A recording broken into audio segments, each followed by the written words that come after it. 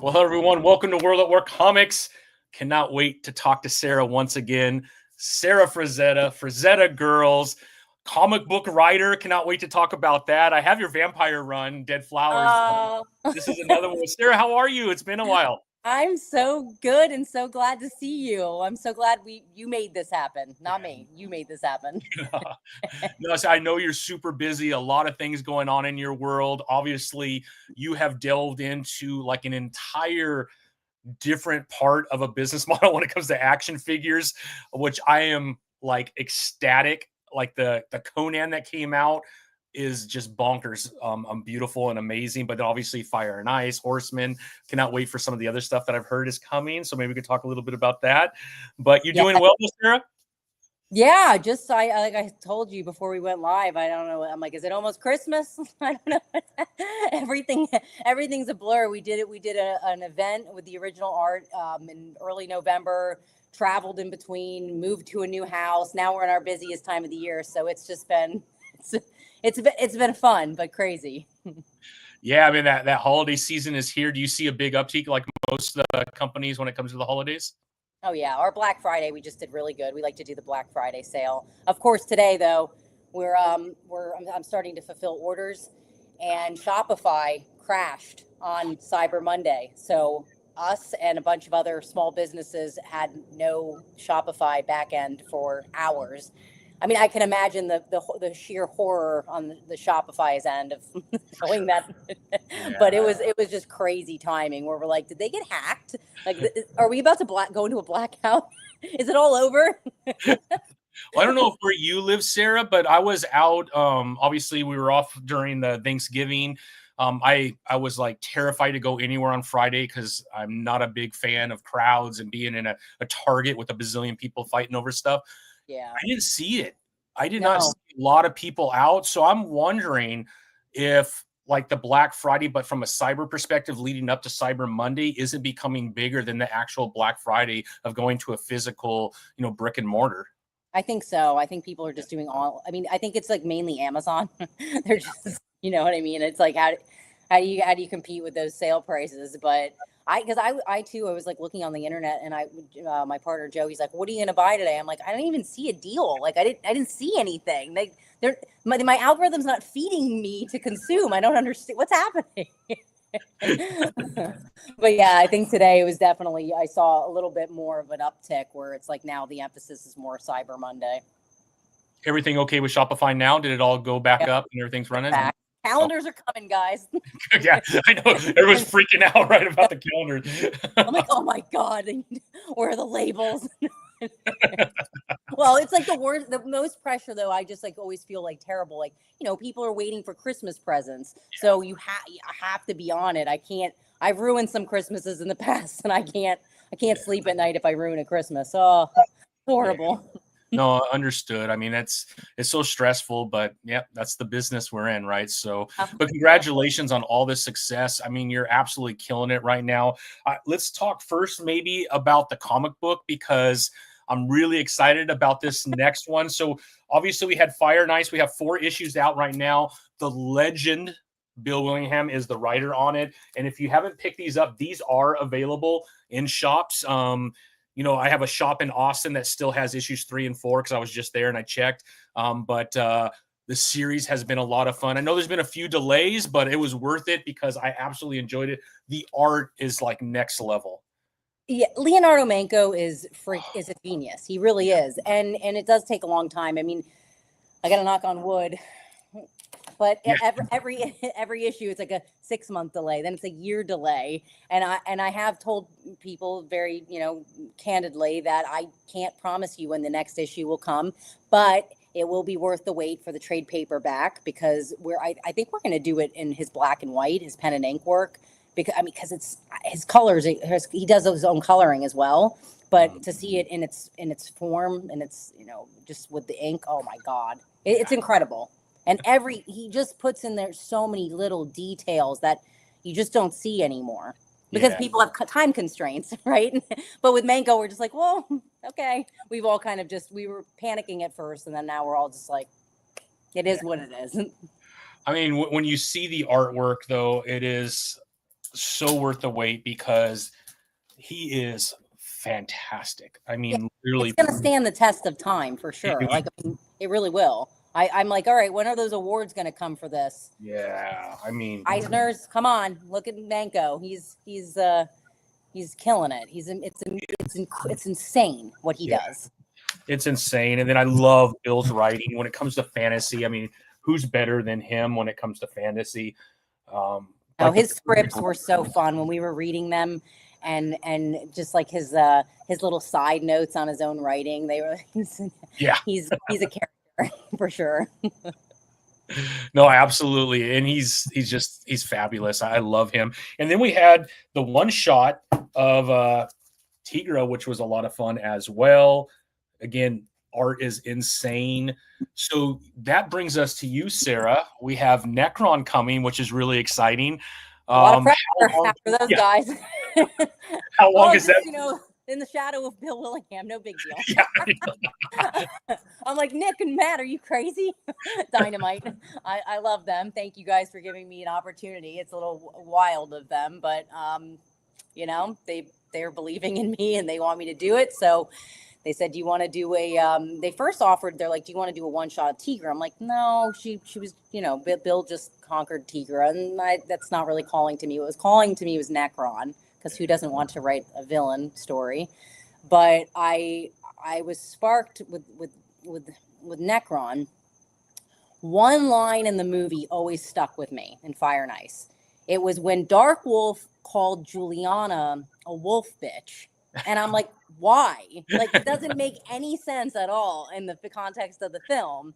So I used that as my entire like inspiration and premise for this story. Of course, like, I don't want to give away the story because no one has read it yet, but it's definitely a story with like themes of consequence when you try to take fate into your own hands. It's a story of like how family trauma can not only continue in the next generation, but actually into your whole community, into villages, into the world. It's a story about just really of a warning of don't hang with the wrong crowd and don't try to play God. So it's, you know, it's a little sick and twisted, and we have some like, you know, pure fantasy in it, but I kind of moved over to a little bit like horror, just because that's what, you know, makes me feel alive. And then of course I have Jeff Ursherwood doing the art. I met Jeff back in San Diego 2 years ago. He was working on a Conan comic, and he was showing everyone his pages, his original art. And I went up to him, and he was showing me all of his panels, and I was like, you do really good polar bears. And I told him, I said, we're going to work together. And it was on something else in my mind at the time that never came together. But then of course he popped back up again when they gave me this opportunity. And I said, Jeff, I said, do you want to work with me on this one shot? And hey, Bruce, hold on. No, you're good, Sarah. You're good. Just lock him away. I agree, Canton. One of mine too. Okay. Awesome. So, Jeff was just great. I mean, I gave him my scripts, and Theo, please stop barking. That's the neighbor getting used to the new house. Yeah. he's figuring it all out. But yeah, so Jeff was great. Like, I sent him my script, and he really helped me kind of like, you know, do this, because the last time I was with Bob Freeman, he's not a novice. He's very well established with writing, and Jeff was like, this is great, but this is more like 6 issues of a comic book. This isn't really like a one shot. So, you know, I had to like take out a lot of parts where I was like, but we had to condense it into this small one shot. And I have so many ideas. Just there's so much that can be expanded on. So we'll see what everyone thinks. I want everyone to either really, really hate it or love it. I don't want a neutral feeling. You know, I need like a, what the hell was that? Or like that's great. Well, hopefully everyone loves it. I'm sure they will. I enjoyed your run on Vampirella, because that was a 4-part series. Yeah. And so hopefully we get some more Nekron, but there's a lot of story to be told, I think, within the world of Fire and Ice. Either way. Yeah. There's Cool so stuff. like there's just that, and that's why I wanted to play in this sandbox, because I've been a fan of Fire and Ice since I was a little girl. My grandpa showed me the movie when I was like 5 years old, and there were always just like I said, questions of like when I would be paying attention and notice these little details and go, yeah. And it was really interesting. It was kind of like a beautiful moment of like synchronicity. I was talking to Sean Hannon recently, who played Nekron in the movie, and he reached out and he was like, I just want to make sure I'm not like stepping on your toes. I'm going to do like a press run kind of like my time of playing Nekron, and like talking about who he really was, and according to the original script. And he goes, it seems like you're kind of making him like this, like, like action packed like hero based on the covers. And I was like, or like an anti-hero. And I was like, no, I'm like, actually, and I started sharing with him the ideas and like what I was doing with the story. And he goes, this is really crazy. He goes, you're really aligned with the original script. Ooh, and nice. I was like, really? And he sent me the original script, and I was reading it, and I was like, damn, that's some like weird magic that was coming through, because I felt like, when you're, the best part of writing it was definitely the moments like when I was like in the middle of creating it, and I'd be like walking my dogs or walking in the park, and I'd just get like, oh, that's why this happens. And okay, I'm gonna put her in it. Like that's and now that it's over, I have to now create something else. But it was the point, I think, of creating anything. It's like in those moments where it's forming, and you're like, oh, it's coming together. Hopefully it makes sense. In my mind, it all makes sense. Did you carry like a pen and paper for all these ideas as they were popping up, or just kind of mused on them?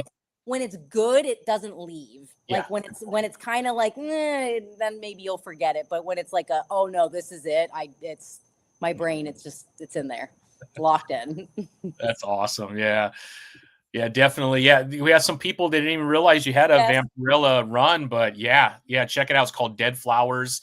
It was from, I think, 2 years ago, because I think I got my issue signed by you at San Diego Comic-Con at the panel. Yeah.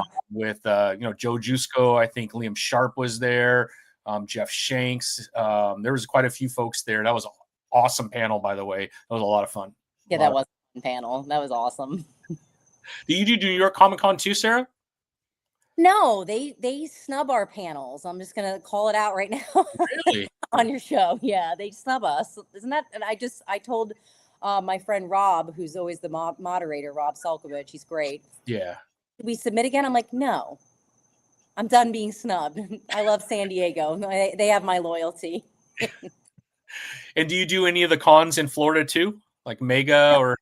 No, we've kind of been doing like we've been venturing towards like our own path with events. Like I mentioned earlier, we did our art gallery event November 8th in our studio in Sarasota.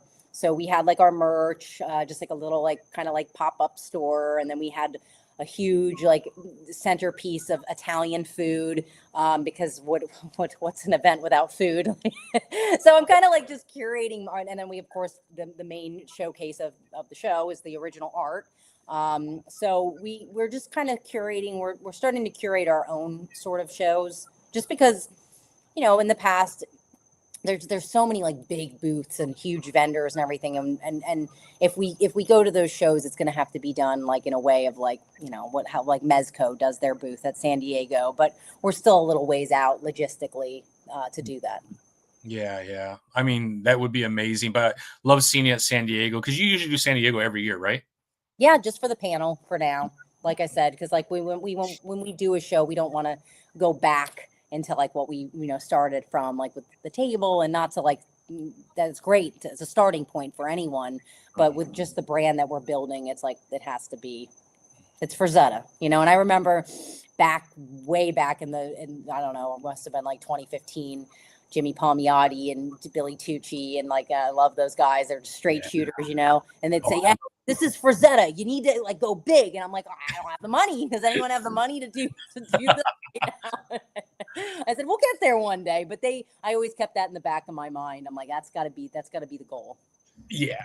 I mean, does it ever amaze you how many artists have been so inspired by your grandfather's work. Like every time I talk to an artist, I always ask, you know, who are some of the artists that you looked up to or really, and Frank Frazetta comes up probably 80% of the time. Especially when you're into like Conan, some of those artists and whatnot. It's, I mean, we all understand why, but it's amazing how many people like look at his work, and that was the inspiration to want to even get into art.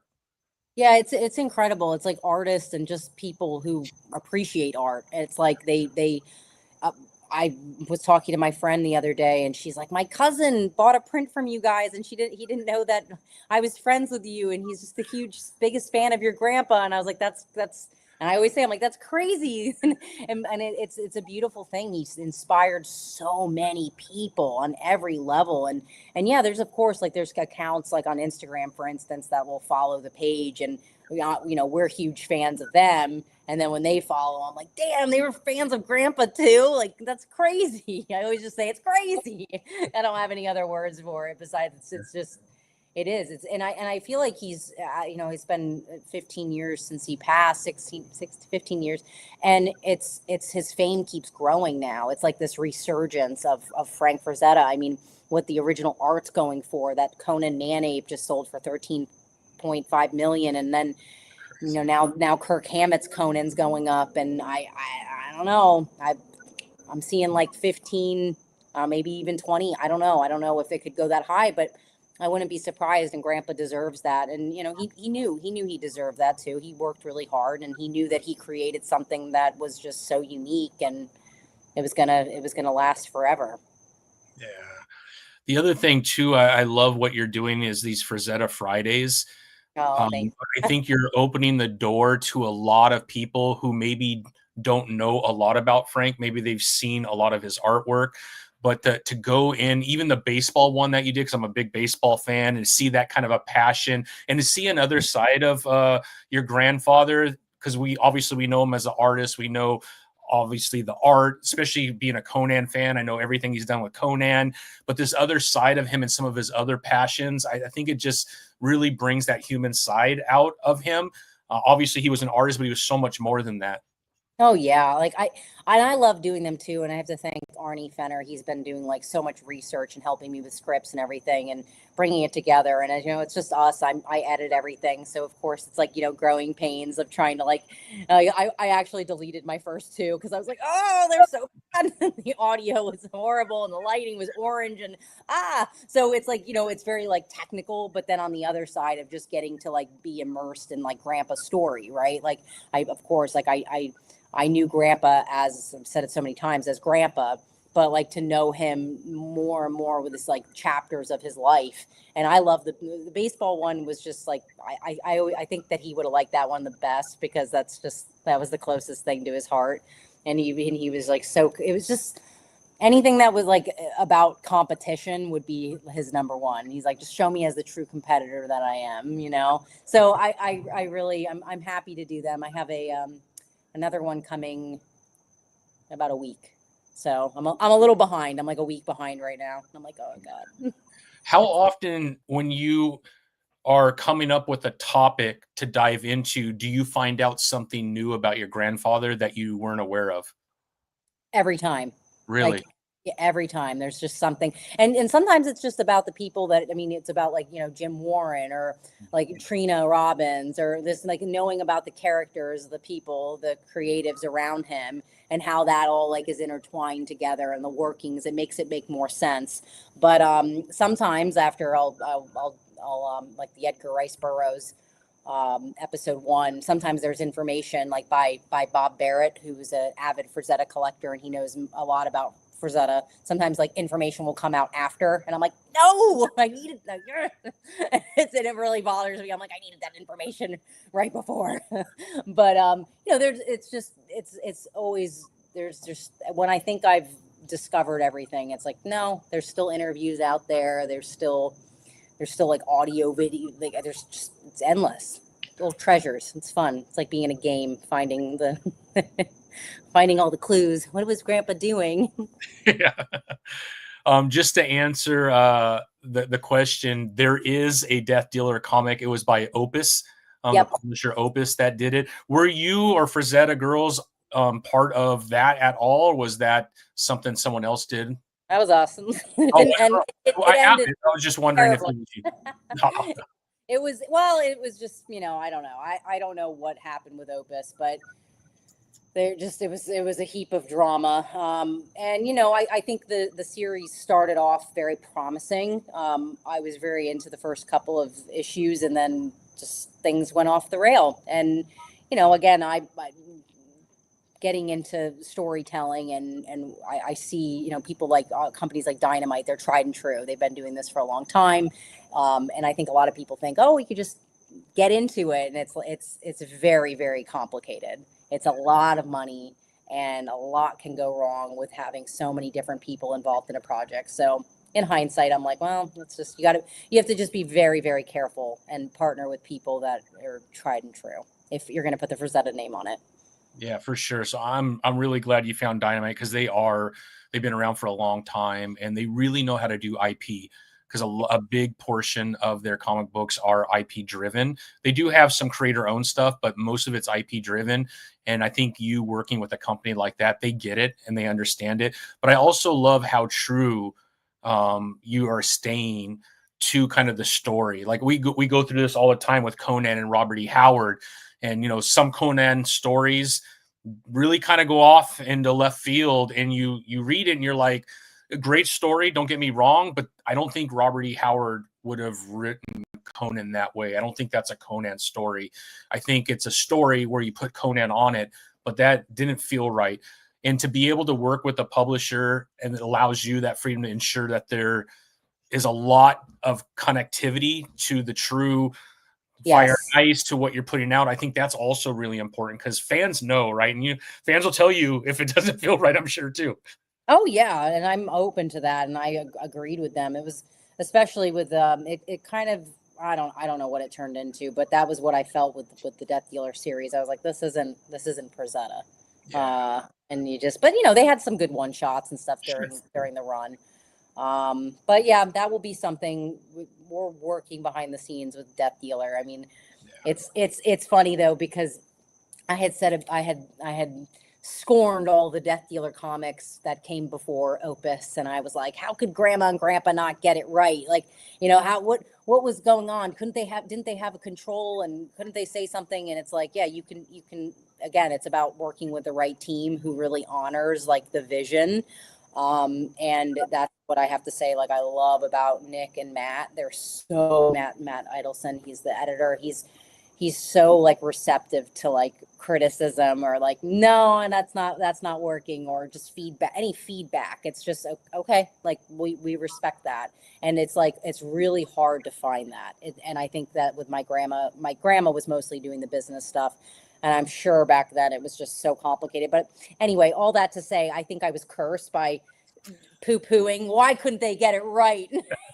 so we're definitely like taking it slow with what comes next.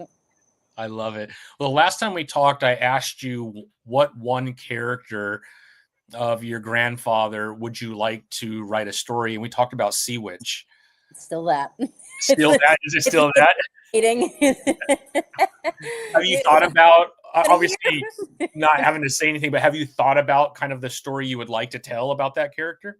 Yes. Okay, good. Yeah. It hasn't fully formed. It's just still like an idea that I don't even know if it makes sense, but I think that will start coming to me. So you put it out there, you put it into the universe, like, okay, get to writing. That would be absolutely amazing. Yeah, I said Hammett is selling. Don't understand why. He doesn't need the money. I would rather keep it original Frazetta than get $10 million. Yeah, I mean, a lot of I understand the sentiments, and I think like what he mentioned, and he said it in an interesting way. He said our taste changes, and I think that Kirk loves Frazetta, but a lot of people buy art as an investment, and it's just the way it is. I mean, when you have that kind of money, it's sometimes better than having it in the bank.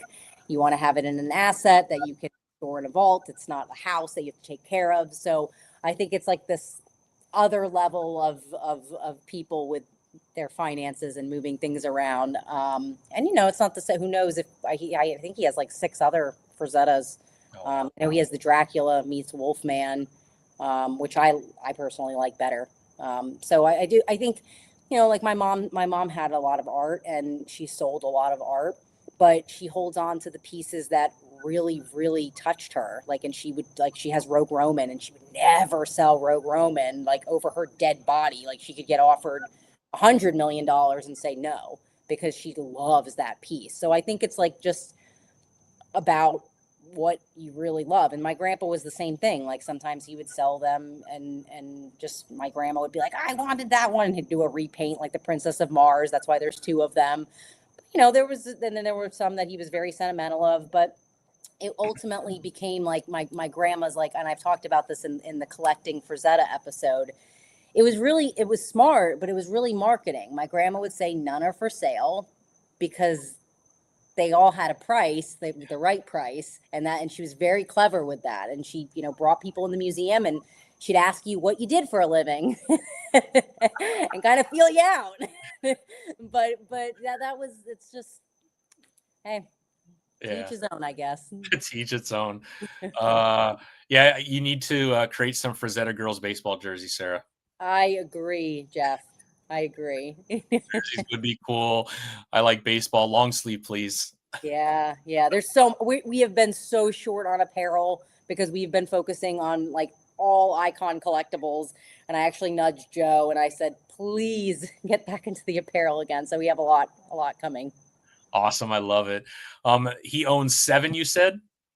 I think so, but he owns all of the creepy ones that are tiny. Did you ever see the picture of him in front of his art wall? It's either 4 to 7. I have to go back and look at the picture and count them again. But yeah, he owns all the really cool, because he likes horror. So I think again, the Conan the Conqueror, that was more of I'll just, and I have to say this about Kirk. If it wasn't for Kirk, his paintings would not be going for what they are right now, because his highest sale at the time, my grandpa's highest sale was 300,000, and that was right before he passed away. And then Kirk came in and he said, I want to change the market of Frazetta. I'm gonna pay you $1 million. And my grandpa said, pick any Conan you want. That's awesome. Yeah, and that's really standard, cool, right? It set the standard after that, right? 100%. So it was awesome. Really cool of him to do that and say, I know your value, Frank, and I want to pay you for it. I was actually surprised to know that my grandpa gave him any Conan pick, because I was oh, well, he went in there with Conan the Conqueror in his mind, and I just told myself a story like we all do. But then to know that he just said, and it makes more sense now in hindsight. I'm my grandpa would say, well, they're right there. Go pick. Exactly. Awesome. Broke a record. I mean, that's so incredible, and a pretty decent investment if he's able to get, 12 or $15 million off of that 15 years later, 16 years later. Crazy. That's crazy. $1 million. It went up in value about $1 million a year almost. Yeah. What an investment. That's insane. Yeah. I mean, where else can you invest like that? That's insane. You can. Everything else is so volatile. So yeah, to see that, it's man. And now I'm, we're always on Heritage looking at what they're selling for. And I'm always trying to get little sketches, and they're just going for an astronomical amount now. It's prelims that you could get for $2,000. They're going for at least 10 now. They're all the inks. The inks are going for hundreds of thousands now. Wow. Yeah. Crazy. Everything's through the roof. Yeah. Are you allowed to talk about how many Frank Frazettas that you all still have within your collection? Do you still have quite a few? My mom still has quite a few. I didn't get art, but I mean, we will get some from my mom.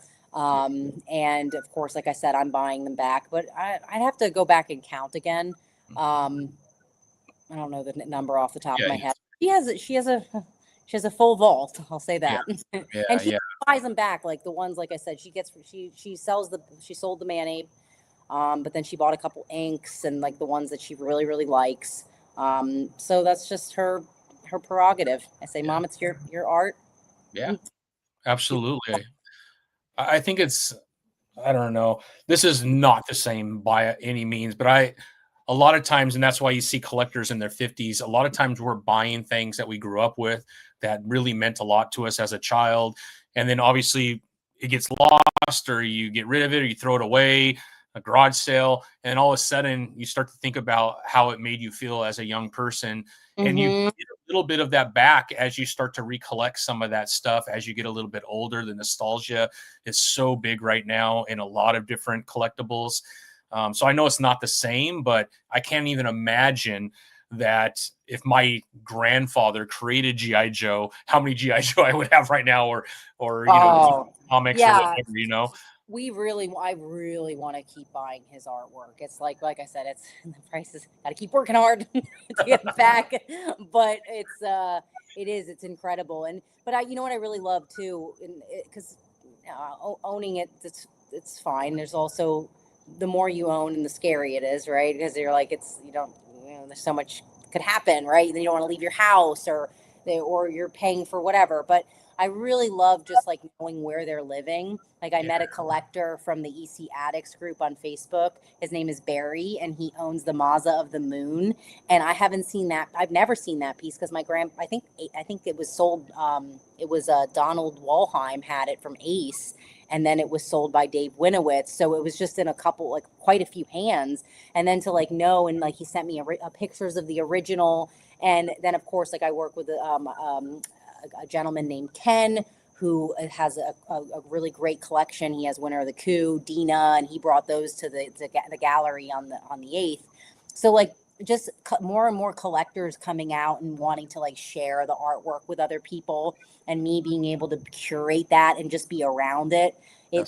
I'm so grateful for that. You really do, you feel the magic of Frank when you're around his original art. I mean, it's not comparable. So I'm grateful for that. And like I said, I just when I find out, I'm like, oh, that one lives in Texas, or that one lives in New York. I've seen a couple that live in the city in beautiful penthouses, and I'm like, that makes sense.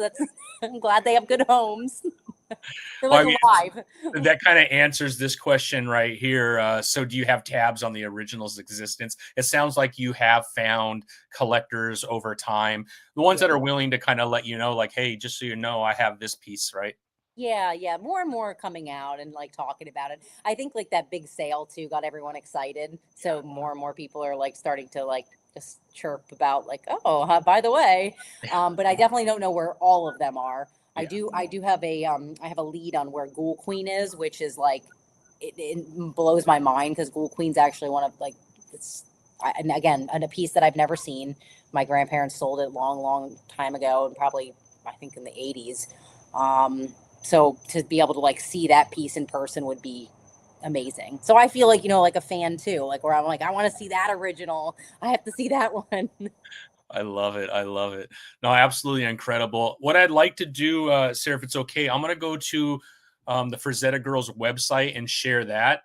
Oh, yeah. Oh, here's another good question. How many, you might have tried to answer this on one of the Frazetta Fridays, if I remember, but I don't think anyone really knows, right, how many pieces your grandfather actually did, right? Yeah, and I'd have to jog my memory on that episode, and I can't recall right now. Yeah. Collecting Frazetta, YouTube. Yeah, exactly. All right, let's go back. My brain's just how much is sticking. I love it. I'm going to go to your website, because here is the latest release that you have that is coming, which I'm really excited about, the 1/6 scale. Oh, no, that's the resin. Here it is. Right here. That dealer too. Oh, yeah. The 5.5s. We got the 5.5 looks so cool. I saw the resin too of Jack Dillard. The retros. You want the retros? Do you like retros? The retros are amazing. Look, I cannot wait to get my hands on it. Now, I'll freak people out because I am an out of the box collector, so I do pull them out and I do display them. And it freaks people out because I have a lot of friends that are in the box. You can't touch the box. It's in plastic. I throw them away for the most part. The only ones I haven't thrown away are yours, because the box is art. How do you throw this away? So yeah. All my boxes for all my figures are thrown away except for yours, and it's because the box is so well done. Seriously, that's the team. Eamon, Joe, it's Aaron. They're all they're incredible. I mean, me too. I put my 2 cents in, but Sure. uh, it's been fun. It's been a fun journey, like to be able to make toys. I mean, it's great. No, it's absolutely fabulous, and I'm so excited. Obviously, I like collecting figures, but the lineup that you're bringing forth has been amazing. So I thought maybe we could walk through some of these because Oh they're yeah, let's talk incredible. action figures. Yeah, all the action figures. So let's kind of talk about what we have so far. So obviously, Conan was, Yep. I believe, your last one that came out before the Necron in this type of scale, right? That was the last one. Yeah, that was we started shipping those in July. The last pre-order was March. So it's been a while. Like we had we had the Asian exclusive. Do you have the Asian? Is that the Asian exclusive? No, I don't think so. I don't have the exclusive. I thought his helmet looked like that. No, that's the This is the regular one, yeah. regular. But the pieces that it comes with, it's like I could spend hours putting this figure in different positions. I tried to mold him to some of the covers of your grandfather. It's just the articulation is insane. It's like 26 points of articulation. So you Like could the knees now. The knees are the knees, the ankles, the everything about it is so high quality. But what I really love is the abdomen, because you could twist them to the side, back and forth. A lot of figures, they're getting so good when it comes to articulation, but this middle piece in the abdomen is a really important one for trying to put or pose your figures for videos and whatnot. So, I mean, it's incredible. At least the Conan one for sure is amazing. Your Vampirella. Oh, Vampy's fun. Yeah. You know, Vamp- I have to hand it to you guys though. Posing the figures, I've been trying it a little bit. It's hard. It's an art in itself. It really is. So I like look at the toy photography and I'm like, damn, this is good. This is really freaking good. Because you have to really work with it and you have to loosen it up. And I mean, just props to you guys. Yeah, no, I don't even do it like these videos right here that were done. You did a Frazetta Friday on what was the gentleman's name? Justin Rash did that stuff. He has a whole studio. I mean, I think we mentioned this, but we need to have like a Conan 15-minute story, 20-minute story done in this type of work. Yeah. Yeah, I mean, we could even like crowdfund it to make it happen, maybe, because we've talked about that. We really want to make that happen as a team. Justin's expressed like much interest in it, so we'll see. He's incredible. I mean, it's insane how good that video came out. And what is it, like 20 seconds, 25 seconds, something like that? 15 seconds. They're 15. Insane. Yeah, it's gorgeous. And how much work goes into that? It's incredible. Yeah. But he's like, I mean, he's doing all of like the stunts himself, him and his wife. Yeah. They're just incredible people. They're really inspiring. Oh, yep, there's Tigra. We just put her out today. This is awesome. Christmas ornament. She's really tiny. She's like this. She's a little thing. So to get that amount of detail that they got, I was very impressed. One of my first crushes was Tigra, for sure. Yeah, I mean, just you got to have a little baddie on the tree, you know. So here's what we got so far. I showed you my Conan. Obviously, we have Vampy, which I just showed you. The Horseman also comes with all kinds of absolutely incredible accessories. But this figure is dope too. Yeah, so we were happy with the soft goods there, but the Nekron soft goods, this is part of the reason Nekron took so long, because we showed him we previewed him at San Diego, but he is completely different now. Like his skin tone, he was too blue for me. I'm like, nope, not gonna work. No, I'm not liking the blue. So they went in and changed his skin tone. He's more gray now, which it's more Nekron. But the soft goods, they worked their asses off on the soft goods. It's actually I gotta shout him out. He's on Instagram. His name's Christian, and he designed that robe, and he's incredible. C Jessam at C Jessam. He's on Instagram. But yeah, he did incredible, and like now we're at like a different level when it comes to soft goods. It actually has like the wire in it, so you can pose it. Oh, wow. So just again for being able to take the photos or do videos or whatever, we just felt that was necessary. And then of course, like I love his hair, having that like blown out, like psychotic black magic hair, like he's coming for you. And then of course, like the throne, like that's what made this item more expensive in the elite edition, is when they have an accessory that's like really big, bulky, that ups production cost quite a bit. But like we couldn't have Nekron without a throne. Yeah, like, how do you have Nekron without a throne? That's impossible. Even like just the art on the cardboard, and the cardboard, I assume, is going to be another ½ inch or so thicker for that throne. So yeah, I haven't seen the packaging yet, so we'll. I gotta ask the team about how that's gonna look. I'm sure great though. They're doing a great job. Well, a lot of the figures, almost all of them, I think, sold out within a couple days. When I was glad I got them right when it launched, because I'm like, I think these are going to go quick. And I've been at shows and they're going for a pretty penny if you can't get them on your site. Just so you know, they're over $100 easily. So we try to keep the pre-orders open for a bit. I think like, when we put out Dark Wolf, like it was our first action figure. So people were like, I don't know, how is it going to be? Right. And then after, when the reviews started coming out in the YouTubes, people were like, uh-oh. Sorry, someone's cooking downstairs. My daughter's cooking tacos and she probably didn't put the fan on the oven. Go ahead though. I'll mute for a second. It'll go off. You're fine. It was me with the dogs and you with the fire alarm. So I'm actually happy that happened, because I felt really bad. I'm like, oh God, with my dog, and I can't even keep it together for an hour. But wait, what was I saying? Oh, Dark Wolf. So Dark Wolf, yeah. So Dark Wolf, that was quick. She got it under control quick. She's probably like, he's gonna kill me. She's freaking. She's going like this on the thing. No, not right now. That's funny.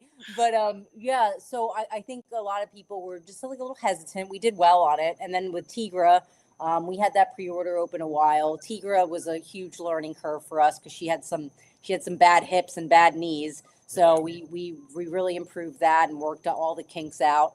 But yeah, I mean, we don't want that to be a thing where people can't get them and then they have to go to to buy them for $100. Like that's not our motive at all. So we do try, like I said, to keep the pre-orders open. Yeah. But then once a lot, like I said, a lot of people find out after the fact and they're like, I missed the pre-order, and then the excess inventory is gone so quick. Yeah, as it should be, because like I said, the quality has been amazing. I cannot wait for Nekron and what's to come. So I assume there's going to be more after Nekron. Yes, and it's going to be quick now, because now we've just been in that mode of like, all right, it's going to roll out now, where people are going to be like, what's next? This is next. Oh my God, what? You just put something. I think a lot of the comments are going to be like, oh, you're taking all my money. You just keep putting stuff out. But that's I like I said, we were just having so much fun doing it, and I love like when Joe and Eamon, they get the prototypes and they're showing me, and they get that they're like little kids and they're so happy doing it, and then it makes me so happy, it makes everyone so happy. And like you said, the nostalgia thing, like I'm becoming more and more of a collector. My mom's a huge collector, so I understand that, like wanting, like it's like finally, right? Like I can't tell you how many people say they've been waiting so long for Fire and Ice action figures. And I was saying it years before we started it, and that's why we started Icon Collectables, because we couldn't get anyone to make it. We're like, can you just like do this? I have ideas, and then we're like, yeah, you want to give me the money? Same thing back to me. No. So we figured it out, and I'm really happy we did. I mean, it's very expensive to get into action figures for sure. I mean, just the molds themselves, before you even start printing, like everyone's like, okay, if I'm selling it for $80, maybe it costs me $40 to produce. The mold is the most expensive thing by far. Yes. So to be able to find a really good partner that understands what you want to do, and then to be able to obviously produce it is like a whole other thing.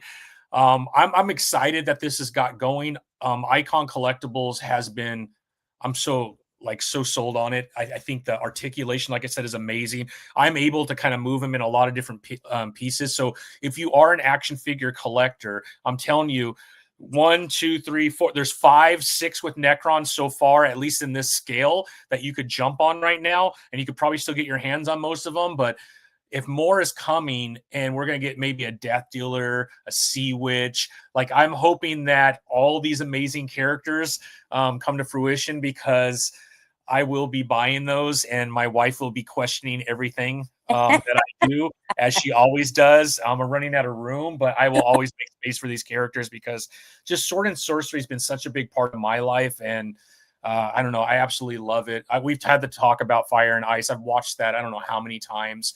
And every time a new figure comes out, I go back and I'll rewatch it again, because why not? It's just so ahead of its time when it came out. And the storyline, even the comic, I think Bill did a really good job honoring that with the stories that he told within there as well. So absolutely beautiful, Sarah. Congratulations, because you're doing something that is really hard to do, to be honest.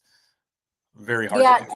Well, yeah, no, thank you. It's definitely, it's a challenge, but it's like it's beautiful, and I feel very blessed, and like, all the support that our customers, the fans, have given us made us able to start Icon Collectibles. So that's just been our thing of like putting all the money back in, and like you said, the tooling. Whoo! When I first got, I'm like, wait, how much? Oh, this better do well, because I'm very like with numbers. I'm always like, okay, well, I have to, it's very trying to be just logical with things. But in life, you have to take risks, right? Yeah. So Joey's the opposite of me, and he keeps me balanced, where he's like, no, we're doing this. And I'm like, okay. So we have Everyone needs a Joey in their life. Everyone needs a Joey, right? The Joey, because I'm a little bit more like conservative when it comes to risks. But yeah, it's been such a just to do this and honor my grandpa has been the biggest blessing. And I'm just thankful every day. What do you think your grandfather would say when he would see like the Icon Collectibles and all the other things that you're doing above and beyond just the art? I think he would be very impressed. I think he'd be like, because I might have told you this before, and I've said it a couple times, but before he passed away, he got to know Joe, my partner, and he loved him. And he said to him, he goes, "Why don't you do something with my art? Why don't you do something?" And Joe at the time was 19, and there's all the legal stuff was going on, and my grandma just passed away, and Joey's like, no. And he's like, I love you, Frank, but no. And then years later, it just kind of fell into his lap, and he brought all of his understanding of like manufacturing and everything to Frazetta Girls, and like just who he is as a person. He looks at it as like the greatest collaboration of his life. And he's like, this is so cool to be able to bring me to Frazetta and fuse this like vision that I had. So and Joe was like, he's like my favorite person. My grandpa was like my other favorite person. My mom, my other favorite person. So to have them all like, it connected with what I'm doing in my life. Like a lot of the times, I struggled with this when I first started the business. It was like, you hear some negative comments like, oh, you're backpacking or you're doing this. And you hear the things and, oh, you should do your own thing. And as I get older, I'm like, is that the bullshit that we've been fed from the system of telling us not to carry on like what our family has built? Like, and I think so. And as I unlearn that programming, I'm more and more proud, and I'm more and more like, I can't believe I even ever let any of those thoughts into my head, because again, what an honor, what an honor. And to even think anything like that, it's a dishonor. So so I'm just, the more and more I like it resonates with me that here I am in this position. I'm just like, damn, I'm blessed. I have no other words. And of course, like you have to have that passion too. And I do.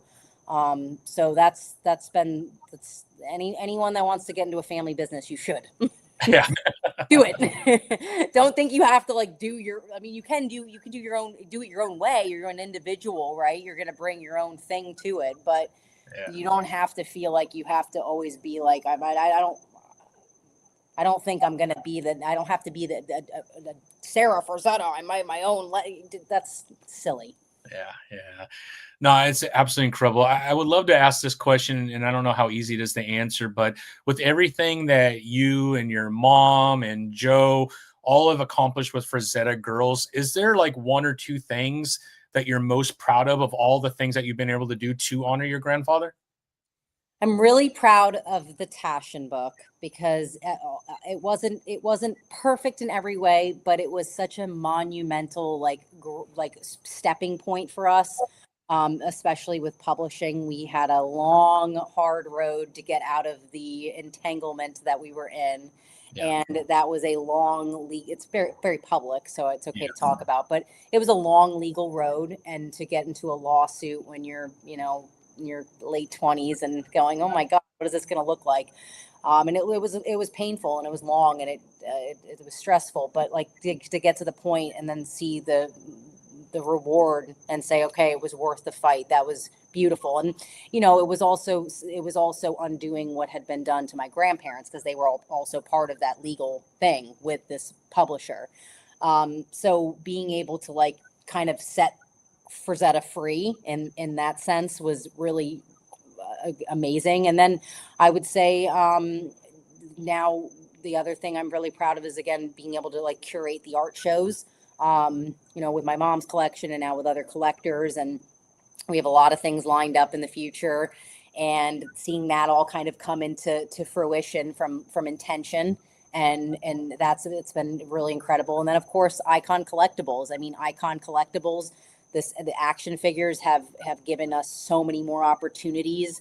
We were able to get our own studio this year and now have these events, and it's all thanks to the community with the action figures, you guys supporting us. I mean, it's really changed Frazetta Girls as a brand, and has been just like, now we get to do the cool things like with Justin Rash with the stop motion, and so those have been the top three things where I'm just like blown away, and I'm like, damn, this changed everything.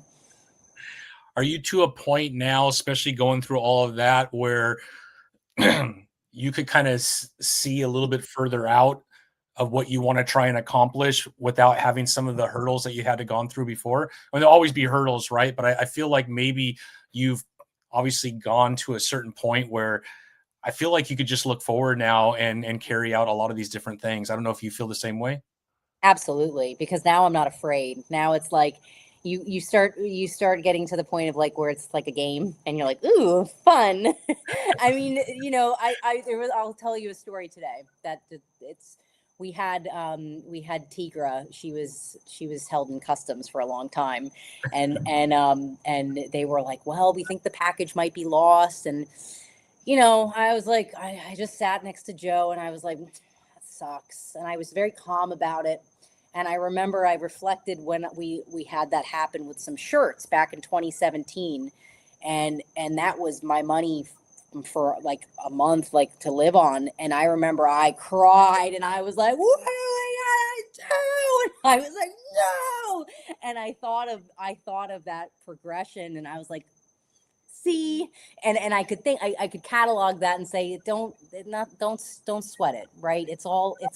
We're all having a fun time we're doing what we're doing with business and making things. Like, the most important things are your health, and that's kind of about it, and your family, right? Yeah. So yeah, with that mindset, there's no limit. We're gonna keep going. I love it.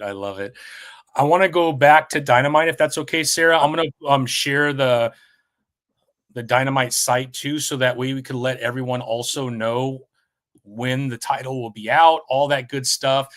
We actually get a little bit of a look at some of these amazing covers as well. Yeah, Dan Urban Barbarian, Dan Panoja, he's incredible. I was so happy to have him doing a cover. I love him. I love him as an artist, and I love him as a human being. He's great. He is awesome. And actually, he was at your panel as well a couple years ago when I was there. And he's actually going to come on either at the end of December or January. I've been asking him for a while, and now he has some free time. And he actually has something going on with Dynamite as well on his own. But yeah, he is one of the top artists in comic books right now. You see his covers everywhere, and you always know when you see a Dan cover.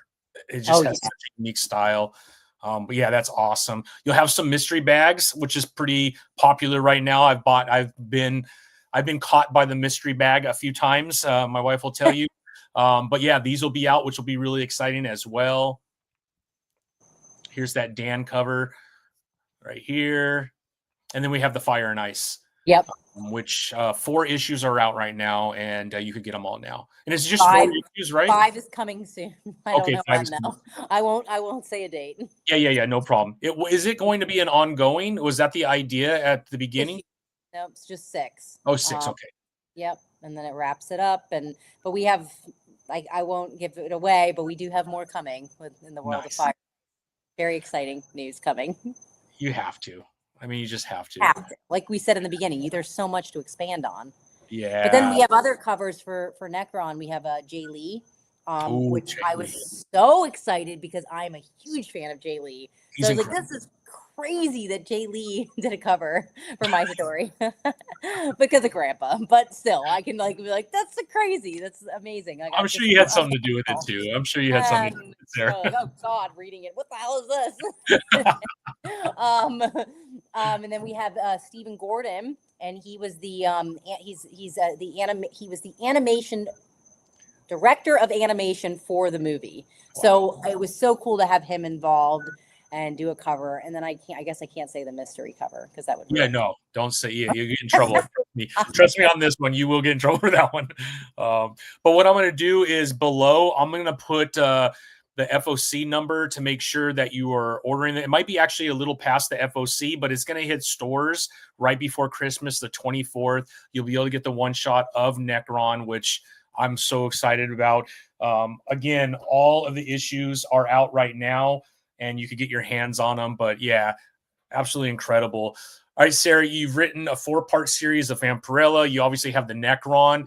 Is this going to be a normal thing that we begin to see from Sara Frazetta? I think so. My mom always said it to me and bring her up, and she's always like, "You're a writer," and I'm like, "Mom," and she's like, "You are." And so I just actually moved close to my mom, like 5 doors down, because again, a lie. What did it tell you to be away from your family? I'm like, it's been the best thing ever. I'm like, Mom, I need this. She told me, she's like, you're going to be taking care of me. And obviously it's the opposite. I'm like, ooh, fatal mistake. But anyway, to bring that up, my mom and I, our favorite thing is to she has a beautiful pool, and we float in the pool and talk about the stories. And we go back and forth and just start going crazy with our imaginations. And those are our favorite days. So pool, I will be floating, not on drugs, but floating, coming up with stories. Maybe a little bit. I was gonna say some of the best stories. Yeah, some of the best stories come crazy. Yeah. I don't know. Who knows? Who knows what the future holds? Yeah. Like, wow, these stories are getting really wild. What is she doing? Nekron's a little wild. I will warn people. It's out there, but I'm out there. So you're just getting a piece of my soul. So obviously, don't answer this question if it's too. But are you planning on doing any covers your own? We've seen you do some painting as well. No, I'm not. I saw when we were moving, I found my old art book, and I was like, I should really start again. But I don't mean to sound, and this is not a good excuse, but it is my excuse. I have had this damn pinched nerve issue going on for so long that when I use my right hand, I don't know if it's like the Frazetta thing coming through, like I'm harnessing that much of my grandpa's energy, but I cannot use my right hand for long periods of time, like drawing. So, and I'm doing PT and everything, but damn it, it's a bitch. So that's why I have not been drawing, just because of physical ailment. So hopefully, maybe one day, just everyone send your thoughts and prayers if you want to see covers. Yeah, absolutely. I mean, who would have thought, right? I mean, obviously you're trying and doing an extremely good job of it, keeping your grandfather's career, art, and story alive. That's kind of how everything started. And then it got into taking some of that art. You got calendars, you got shirts, you got all this other stuff. Now you have action figures. Now you're writing comic books. who knows? Maybe you will be doing some covers here very soon.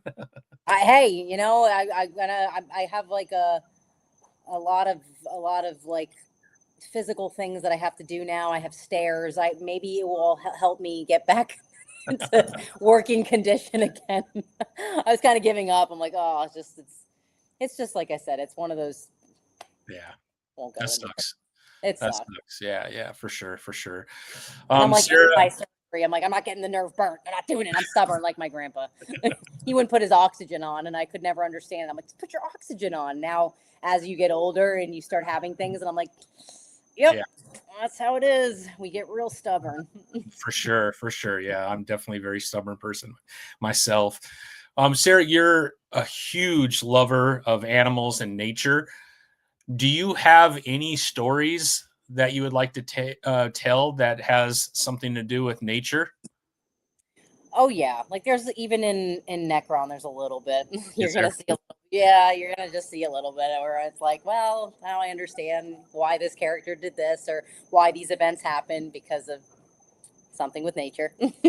So I can't help it. You know, it's just like I said, when you do anything creative and put your soul into it, it's always going to come out. And yeah, that's I love the trees. Plant a tree.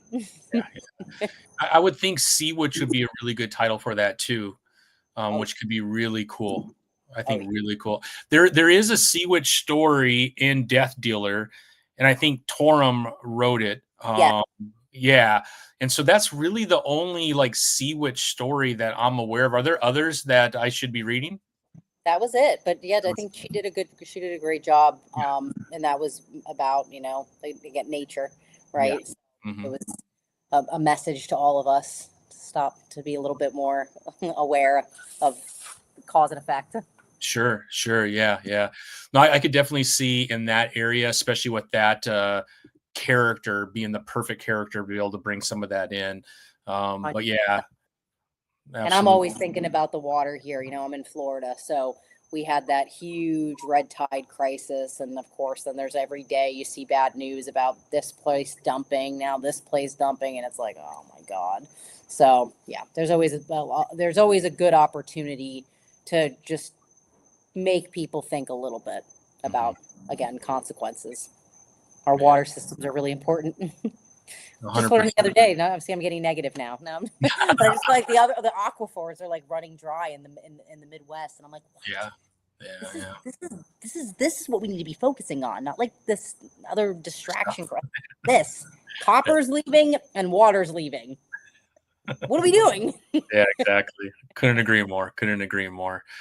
Sarah, I don't know if there's anything else that we haven't touched on that you are able to talk about that you want fans to know that you're doing or working on or things that are coming.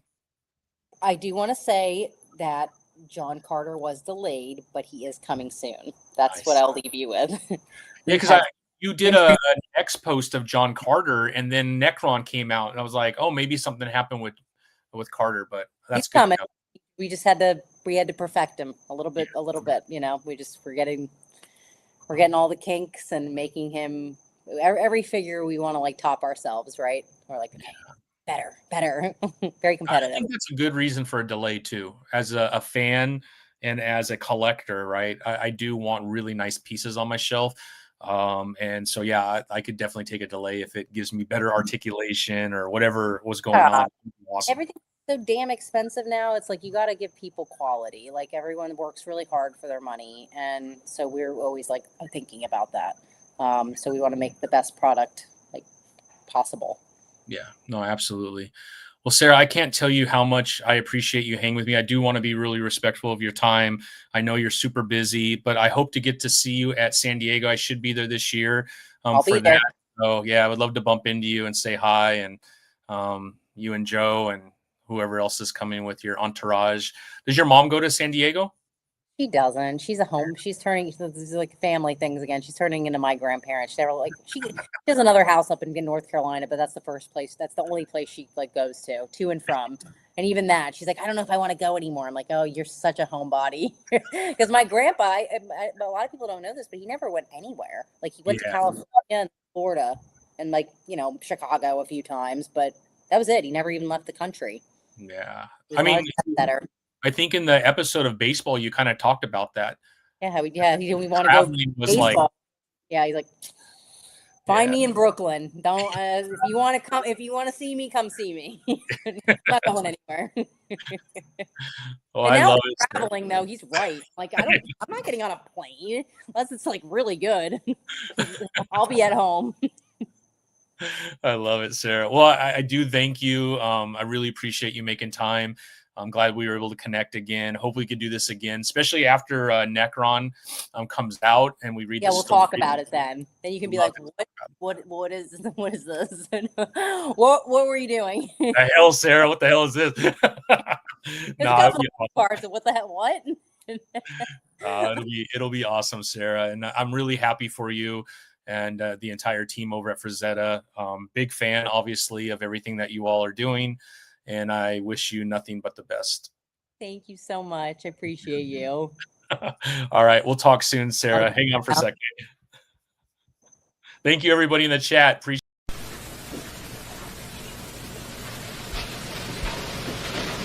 You're still here? It's over. Go home. Go.